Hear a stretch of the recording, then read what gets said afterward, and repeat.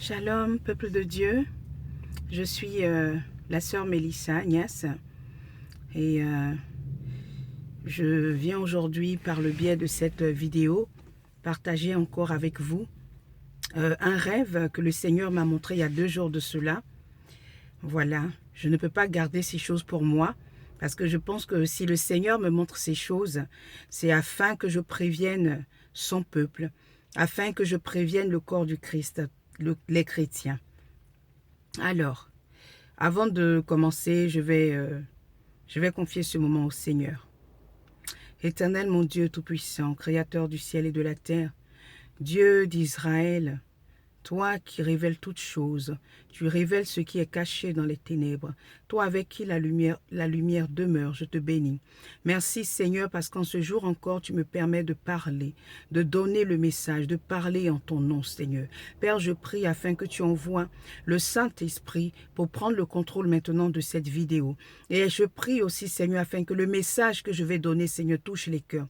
Saint-Esprit, permets à tous ceux qui vont entendre ce message d'être convaincus qu'il vient de la part du Seigneur, que ce message est un message du Seigneur pour eux.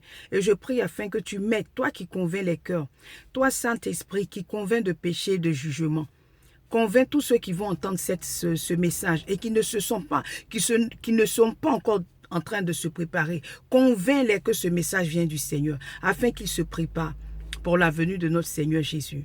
Prends le contrôle, Esprit Saint, conduis toutes choses. Amen. Au nom de notre Seigneur Jésus, je prie. Amen. Alors, peuple de Dieu, je vais être brève. Alors, il y a 2 jours de cela, j'étais en prière. J'étais en prière, oui, parce que je ne dormais pas. J'étais en prière et j'ai eu un moment, j'ai eu une vision. Le Seigneur m'a montré une vision, mais cette vision, elle a été vraiment... C'est en une fraction de seconde qu'il m'a montré cette vision. Elle n'a pas duré. Elle n'a pas duré. Et dans cette vision, qu'est-ce que j'ai vu, peuple de Dieu?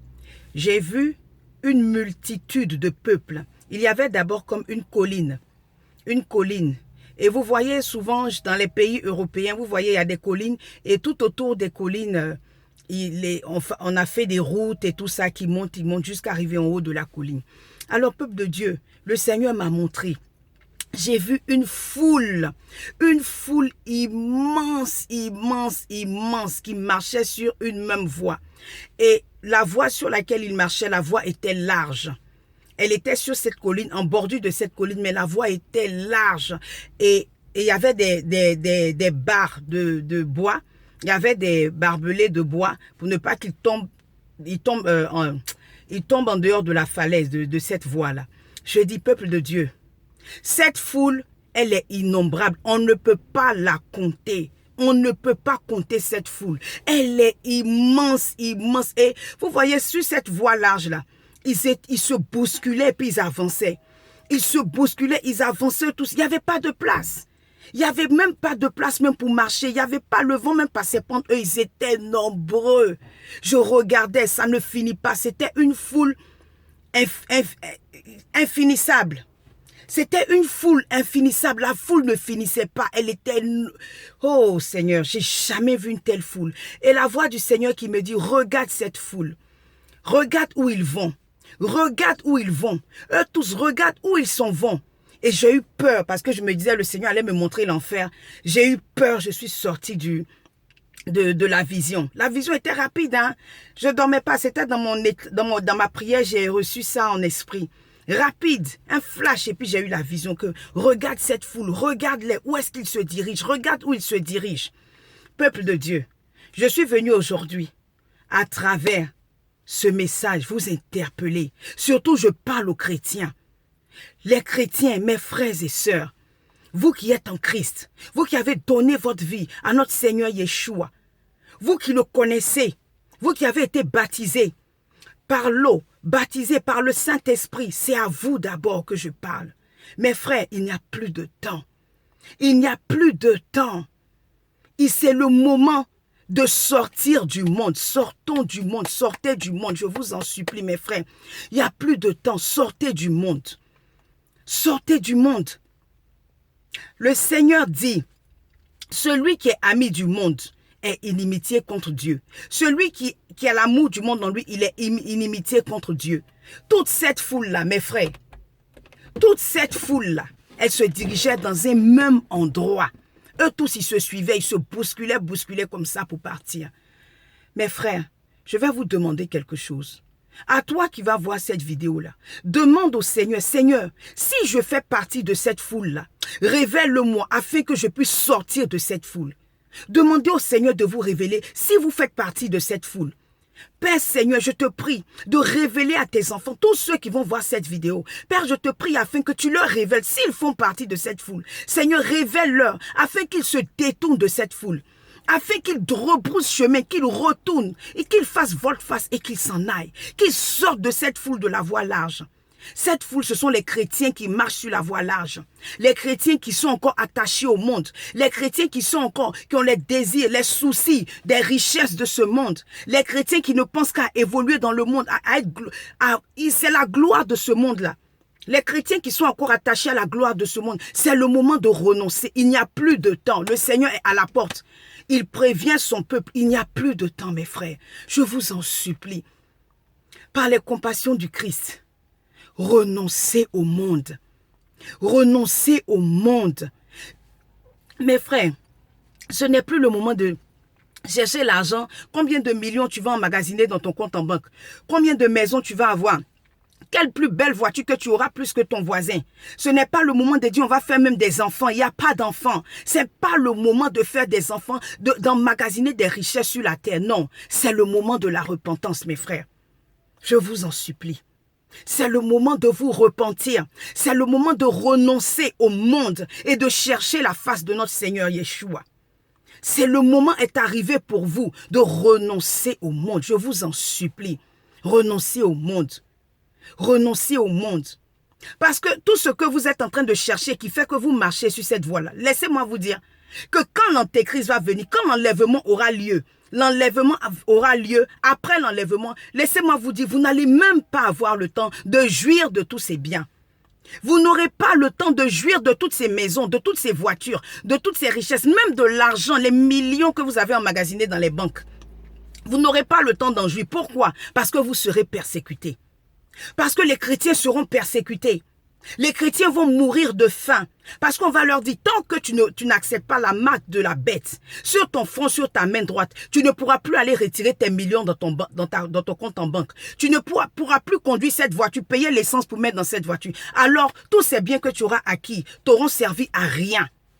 Peuple de Dieu, détournez-vous, soyez dans un renoncement total et fléchissez genoux et repentez-vous. Passez le temps dans la présence du Seigneur à vous repentir parce qu'il n'y a plus de temps. C'est le temps de la repentance. Réveillez-vous mes frères chrétiens, réveillez-vous. Le temps est fini, Réveillez-vous, il n'y a plus de temps. Le Seigneur à la porte. Je vous en supplie par les compassions du Christ. Le Seigneur m'a montré cette foule-là. C'est afin que je vous prévienne. C'est afin que je vous dise, voilà ce qui se passe. Mes frères, c'est plus le moment. Dépouillez-vous, femme chrétienne, dépouille-toi. Laisse les mèches, laisse les parures de Jézabel du monde. Recouvre une vie de sanctification, de sainteté, de chasteté, jusqu'à la venue de notre Seigneur. Vivons dans la chasteté. Dans la pureté, même si tu es marié, vis dans la chasteté. Préserve-toi. Ton corps n'a qu'à être saint jusqu'à l'arrivée de notre Seigneur Jésus, car il est à la porte. Je vous en supplie, peuple de Dieu. Je vais partager avec vous un message rapide.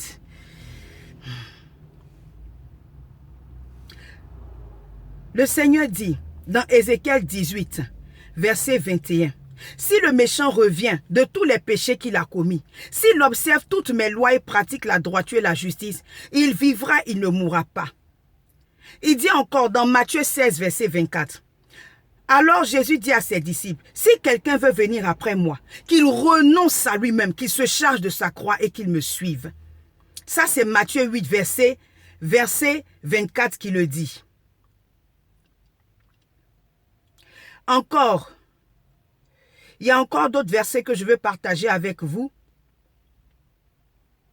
Luc 14, verset 33 dit, « Ainsi donc, quiconque d'entre vous ne renonce pas à tout ce qu'il possède ne peut être mon disciple. » Frère, je vais m'arrêter ici pour ces deux versets-là. Je vais m'arrêter là. Vous-même, vous avez entendu. Quiconque ne renonce pas à lui ne peut être mon disciple. Ce que le Seigneur attend de nous les chrétiens en ces temps de la fin, c'est que nous renonçons à nous et que nous venons à lui. Renoncez à lui, renoncez aux richesses de ce monde, renoncez à tout ce qui est dans ce monde. Pliez, fléchissez genoux devant lui, afin que vous laviez vos robes, fléchissez genoux. Implorez sa miséricorde et sa grâce. Toi qui demandez au Seigneur de vous révéler, si vous êtes parmi ce peuple-là, il va vous le dire.